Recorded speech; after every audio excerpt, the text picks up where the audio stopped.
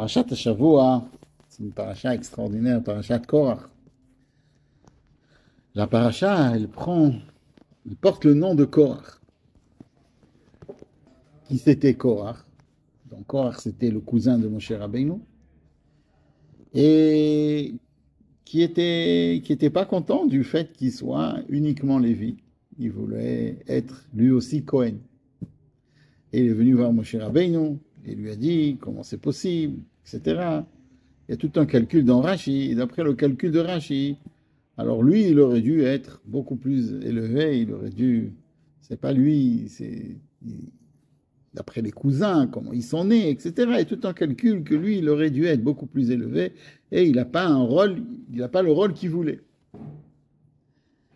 Et on sait que ça, tout le monde sait que ça s'est terminé d'une manière catastrophique, d'accord? La terre a ouvert sa bouche et tout le monde a été englouti, comme on dit que non seulement ils ont été engloutis, mais même les petits nourrissons ont été engloutis. Donc c'est une punition qui est terrible. Mais malgré cela, la paracha, elle porte le nom de Korach. Et on sait que normalement, Shem Rechaim Yirkav. Si Chas Shalom Korach c'était un rachat, comme on pourrait penser un vrai rachat, alors dans ce cas-là, on n'aurait pas dû mettre le nom Korach en franc. Ça veut dire, c'est quoi la paracha? Korach. On aurait dû trouver parachat Amachloket, la paracha où il y a de la discorde, la paracha. Mais non, on va parler en nom Korach. Parce qu'on dit qu'au fait, Korach, bien sûr, il s'est trompé dans ce qu'il a fait, mais parce qu'il a utilisé, si on veut, les mauvais moyens. Mais ce qu'il voulait, dans son profond, c'était se rapprocher d'Akadosh Baruch Hu. Et comme dans son profond, il voulait se rapprocher d'Akadosh Baruch Hu, c'est pour cela que ses enfants, ils ont pu faire tchouva, et ses petits-enfants, un de ses descendants s'appelle donc Shmuel Hanavi. Donc, quand Korach, lui, il voulait être Moshe Rabbeinu, il s'est trompé de génération. Ça veut dire que lui, il n'a pas été, mais son petit-fils, enfin dans sa descendance, son petit-fils, lui, il a pu, il a marqué Aaron bechoanav ou Shmuel bekorei shmo. Et mes farshim, ils disent que Shmuel, il est chakoul comme Moshe et Aaron. Mais Korach, ça ne s'est pas terminé bien avec lui, puisqu'il a été englouti dans la terre. Mais dans les descendances d'après, il y a toute une spéculation dans la Chassidou, qu'est-ce qu'il voulait exactement avec il avait plusieurs théanotes sur Moshe Rabbeinu. Dans la Kabbalah, c'est expliqué aussi ces théanotes. Pourquoi il pensait comme cela? Et d'après certains déotes, les Atid Lavo, dans le futur, il y aura certaines choses qui seront vraiment comme Korach il voulait, mais c'était pas le moment, c'était pas son temps. Et nous, on sait dans le judaïsme que chaque chose doit être dans son temps. On dit déjà sur Adam Arishon, d'accord? Adam Arishon, il a fait une faute. Qu'est-ce qu'il a fait une faute? Qu'il a mangé de quelque chose qu'il ne devait pas manger. Mais on dit que s'il aurait attendu un petit peu, il a mangé ça vendredi. Mais s'il aurait attendu Shabbat et qu'il aurait mangé, ça aurait été très bien. Akadosh Baruch Hu aurait accepté. Mais c'était pas le moment. Maintenant, c'est pas le moment de manger. Vendredi, il faut pas manger de cet arbre. Shabbat, tu manges, il n'y a pas de problème. Même chose, Korach. Il est venu avant son temps, c'était pas le moment de faire ce qu'il voulait. Il voulait être ce qu'il voulait être. Mais c'était pas le moment et il a été puni. Le Rabbi, dans l'écouté Sichot, il explique aussi que il amène le Seder Adorot et il dit que d'abord il y a eu les Meraglim et après il y a eu Korach. Bon, c'est sûr que dans la paracha, quand on voit, il y a eu d'abord la paracha des Meraglim, mais après il y a eu la paracha de Korach. Mais des fois dans les parachiotes, il y a certaines choses qui viennent avant, qui viennent après. Le Rabbi il dit clair et net. D'abord il y a eu les Meraglim et après il y a eu Korach. Il ramène donc des Kadmonim qui disent comme ça. Et le Rabbi pose la question pourquoi? Pourquoi ça s'est passé comme ça? Et il dit comme ça, il y a un passage qui dit Boker vayoda Hashem et asher lo ve'et hakadosh ve'ikriv elav. Une des tanotes de Korach, c'était que lui, il voulait être Kohen, comme on a dit. Pourquoi? Parce que lui, il vient de Shevet Lévi. Il vient de Shevet Lévi. Et s'il vient de Shevet Lévi, Lévi c'est quoi? Apam Yelave Ishi Elai. Quand Lévi il est né, Léa elle a dit, à partir de maintenant, mon mari va s'accompagner avec moi. Yelave Ishi Elai. Alors c'est une blague. Il y en a qui expliquent que quand elle avait, au début elle avait Réhouven et Shimon, elle pouvait sortir toute seule. Elle n'avait pas peur. Mais une fois qu'elle a eu Lévi, elle n'a pas 3 mains. Donc le mari doit venir avec elle pour promener. Donc Yaakov, il devait accompagner Léa pour quand il devait sortir dehors. Mais le sens plus profond, bien sûr, c'est Apam il avait Ishi Elai. Ça veut dire que Lévi, Prinat Lévi, c'est celui qui accompagne la Shrina. C'est celui qui accompagne Akadosh Baruch Hu. Alors, comment se fait-il que lui, Lévi, il n'est pas Cohen? Normalement, il devrait être au darga de Cohen, il devait être, puisque c'est lui qui accompagne la Shrina, donc il devrait être, tous les Lévim devraient être Kohanim. Il ne faut pas oublier que c'était la génération du Midbar, ils avaient tous, d'après certains déots, des Neshamot d'Atzilut.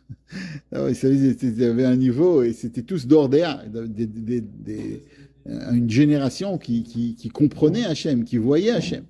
Alors pourquoi cette différence? Pourquoi on ne pouvait pas tous être Kohanim? Ce serait beaucoup mieux. Et surtout, on comprend cela après les Meraglim.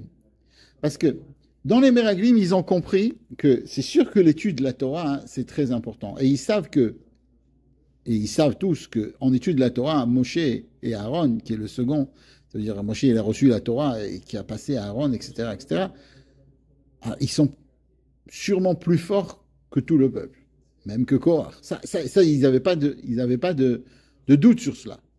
Mais dans les Meraglim, qu'est-ce qui s'est passé? Ils ont compris que l'essentiel, c'est les mitzvot.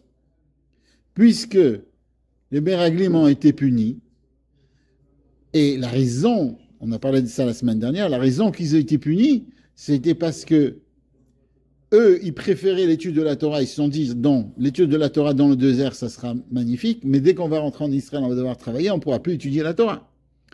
D'accord?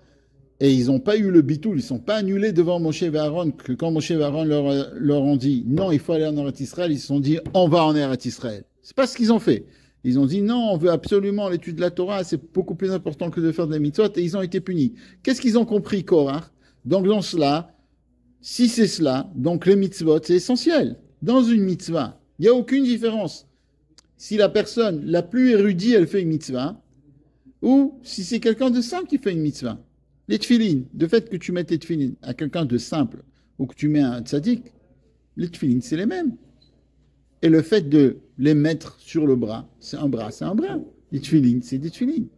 Donc si l'essentiel, c'est des mitzvot, donc dans l'essentiel, dans l'essence, il ne peut pas avoir de différence, il ne peut pas avoir de lévim. Alors, d'abord, l'essentiel, c'est les mitzvot. Donc il ne peut pas avoir de lévim. Deuxièmement, on est tous des Dordéa.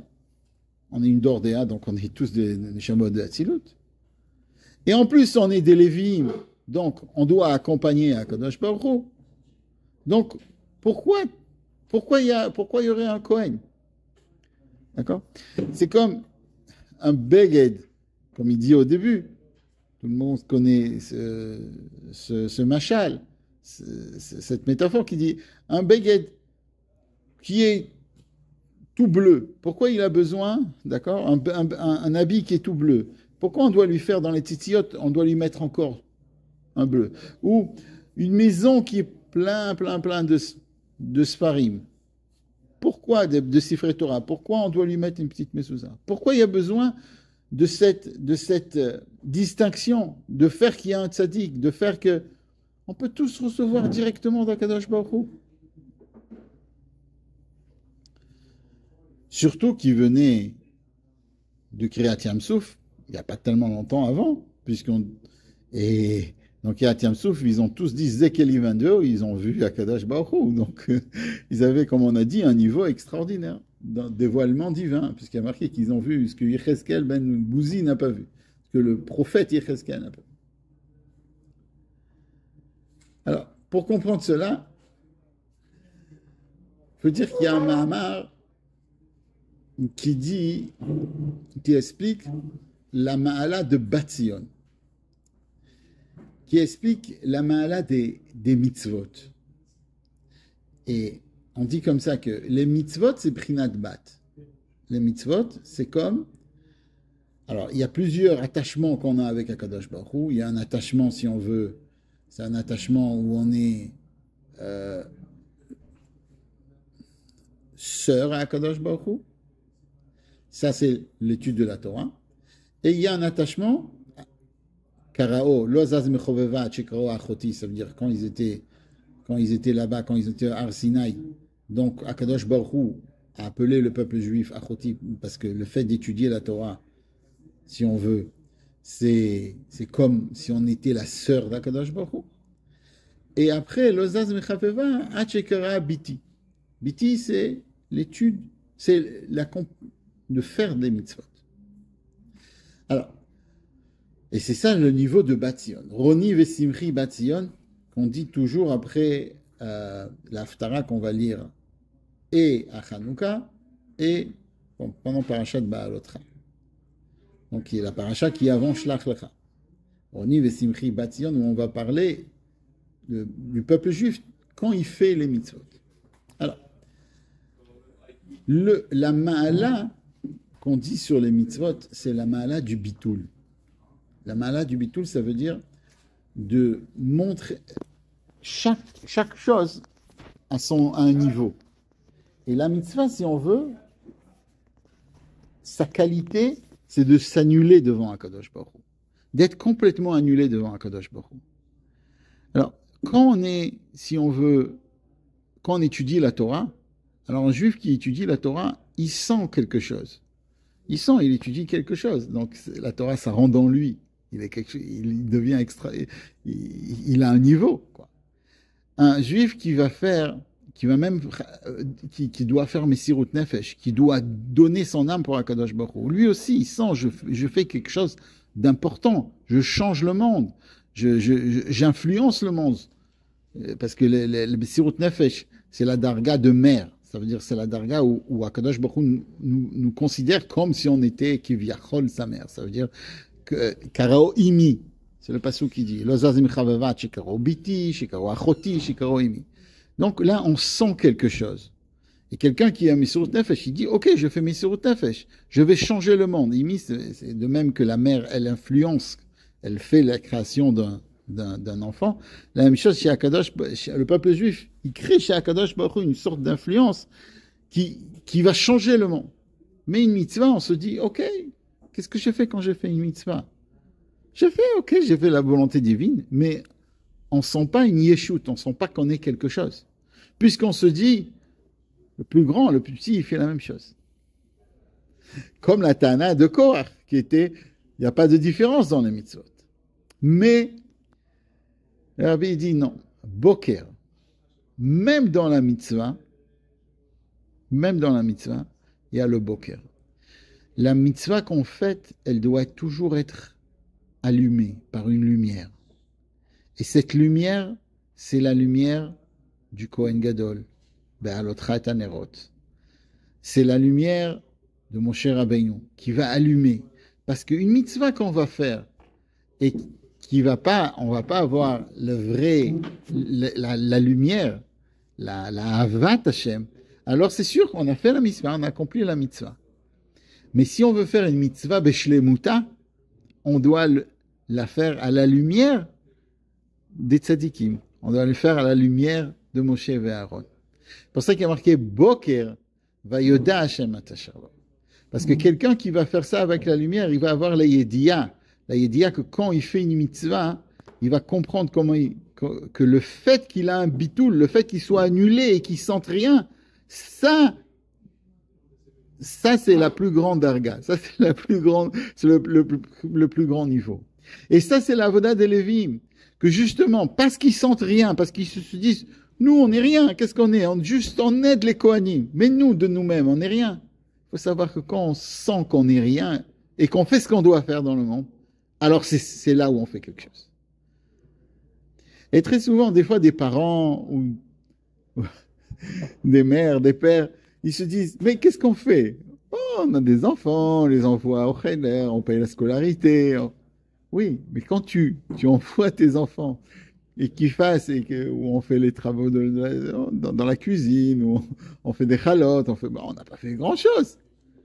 Ça, c'est un juif qui fait une mitzvah. Là, dans cette simplicité, c'est là où il est vraiment attaché à Kadosh Baruch Hu. Et ça, si on veut, ça c'est l'idée de Korach. L'idée qu'on peut tirer de Korach, c'est que chaque juif est attaché avec Kadosh Baruch Hu. Et d'après cela, on peut comprendre deux choses. Pourquoi à la fin de la paracha, on va nous parler des 24 cadeaux qui sont donnés aux Kohanim. Et deuxièmement, pourquoi aussi on va nous parler du sel. Les 24 cadeaux, le Rabbi il explique, c'est pour se dire que parce que vous pensez que vous pouvez vous débrouiller tout seul, mais c'est pas du tout comme ça. C'est pas du tout comme ça. Vous avez besoin d'un Kohen. Et le fait qu'on doit donner 24 cadeaux, ça a rappelé à tous les Juifs qu'ils ont besoin du Kohen. Et le fait qu'il va donner ça au Kohen, ça va ramener tout vers la Kedusha. Et le sel, pourquoi? Pour rappeler que les Lévim, ils sont importants. C'est quoi le sel? C'est ce qui va donner, c'est ce qui va faire que le pain, il soit mangeable. C'est ce qui va faire que la viande, on peut amener un korban de 5000 shekels ou de 10 000 shekels, une grosse vache, mais s'il n'y a pas du sel, c'est pas cachère. Si on n'a pas ce travail qu'on pourrait croire qui est simple, c'est quoi du sel? Ça coûte pas grand chose du sel. Par contre, la vache, ça coûte. Non, c'est très coûteux. Mais non, ce travail-là, le travail que chacun il fait tous les jours, qui se lève le matin et qui fait attention à ses enfants, qui fait attention à sa femme, ou qui fait attention à son mari, qui fait attention, ça, c'est le travail qu'on doit faire. Et ça, c'est ce qu'on peut apprendre, si on veut, de Korach, de savoir que chacun a sa place et que chaque personne qu'Akadosh Baruch Hu l'a voué à faire quelque chose, c'est quelque chose qu'il doit faire. Et si c'est son tafkid, il n'a pas besoin d'essayer de changer son tafkid. Il peut toujours vouloir monter, puisque ça s'appelle la paracha Korach, pour nous dire qu'il faut monter. Mais si on sait que c'est quelque chose qu'Akadosh Baruch Hu nous a donné et qu'on ne peut pas monter, et que c'est ça notre travail maintenant, alors il faut garder le travail qu'on a maintenant. Et pas se dire, ah, si on aurait été quelqu'un d'autre, alors on aurait fait mieux. Chaque fois, il faut essayer d'évoluer, il faut essayer de changer. Mais quand on peut pas, et quand on voit que c'est ce qu'on peut faire et qu'on peut pas faire mieux, alors il faut remercier Hachem sur ce qu'on a, et se contenter de ce qu'on a, et se dire, même si on n'est pas la tête, on est les pieds. Sans les pieds, la tête ne peut pas avancer. Alors même si on est, comme l'avait dit, si des fois à l'époque ils avaient mal à la tête, ils pouvaient enlever un petit peu du sang. Ils avaient ils faisaient des choses sur les pieds et ça reflétait la réflexologie, comme on appelle. Ça changeait tout ce qu'on avait dans la tête.